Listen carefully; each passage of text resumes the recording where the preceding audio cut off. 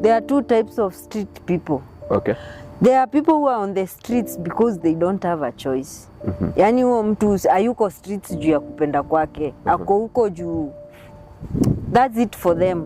Na kuna mtu mwingine akona, kuna watu ni street kids but wakona hadi manyumba, mafamilia. Yani anakujanga kama kazi. Anakuja anakaa town wiki mzima akilala nje, weekend, Friday, Saturday, Sunday, Monday ashatengeza pesa yake anaenda. Unaona kama apare Simas, unajua mari Simas ilikuwa. Sikuna watoto wenye wanashindanga Uncle Smart, Auntie Smart. Unajua watoto mama zao wanakuanga wako tu hapo hivyo kando, wako tu area. Kuna watu wengine wako streets wanauza vitu kama nini hizi masi, attain, gum. Unaget? So kuna mtu mwenye ako street juu ana otherwise maisha imemfikisha hapo. Na kuna mtu mwenye ako street juu ni kama tu aso. Kwa street kuna kuwa na hustle. Brother, ogopa wewe. Streets kuna hustle za kila aina. Lakini siwezi kuambia ni hustle ati legit, hustle ati unaweza sema uko proud of nini. Okay. Good evening, ladies and gentlemen. Today I want us to talk about the forgotten quarters, and that is the street families. People who are living in the streets. You will hear all the media houses only talk about politics. If you are a prominent person, you get access to media easily, but nobody is talking about the street families. That is the adult and children, each and every person who is living in the streets. There is the video you just watched there of that lady who is an ex-prisoner. As she's saying, there are two types of people living in the streets. Those who are living in the streets because they like, and those who are living in the streets because they have no choice or option. It is surprising that all the rescue centers that are helping these people, if you visit those rescue centers, you'll realize that these people are very, very bright. Those who have agreed to be rescued and go back to school, I'm always, because in the last 4 years I've been working as children's officer in the Ministry of Labor, and I'm always interested in their academic performances. I haven't met any beneficiary from the street who is scoring less than 360 out of 500. Even if you hear the way that lady there is articulating herself, I am quite sure that she hasn't gone beyond primary school, but if you can hear the way she's articulating herself, you will conclude that these people are very, very, very bright. Yours truly, Michael Onjiko, who is speaking here, was once in the streets, and we were rescued the year 2003. The year the trust fund, Street Families Rehabilitation Trust Fund, was established. And it is quite unfortunate that this fund has achieved very little. Very little. From the time it was being allocated almost 600 million per year, there is nothing to show.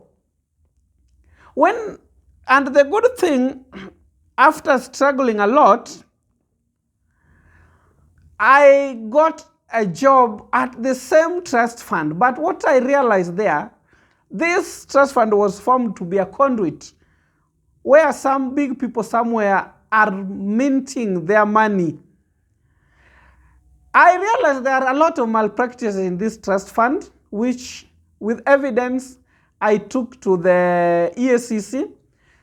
To my utter shock, that 4 months down the line, the EACC is reluctant to do the investigations. I've tried to reach the media. All the medias are reluctant to air this kind of malpractices or looting. It is so sad that every year the treasury allocates money, but we still find people who are living in the street against their wish.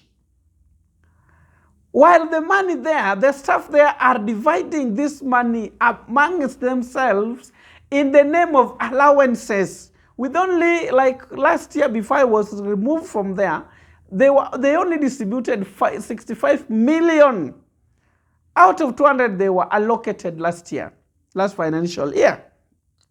When I raised this, the retaliation was that I was to be transferred from there, to be taken far away to Bungoma to silence me. I want to request the media. I know you are looking to make money and you are making for prominent stories. Can we please turn and focus on these neglected quotas or forgotten quotas and please help them? They are also human beings like you people. If these people get opportunity, they go to class and score as high as 400, which some of your children in the houses are not able to score. Why are we wasting bright brains in the streets? Because of greediness of Kenyans. When I hear the likes of Morara are making it large through contribution, you tell them to talk about the street families, they will not talk. Very little is known about these people who are living in the streets, despite the fact that one of the mandates of this trust fund was to sensitize the public on the street family matters. It remains secret in that trust fund so that they can spend this money.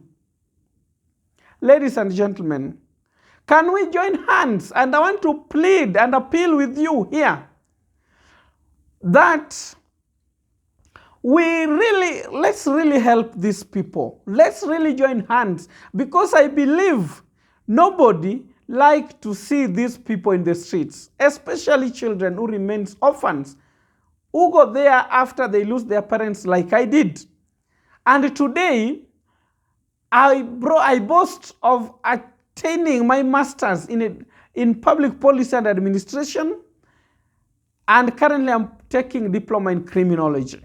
My only mistake when I was working in that trust fund is because I raised malpractices, the looting from the destitute people.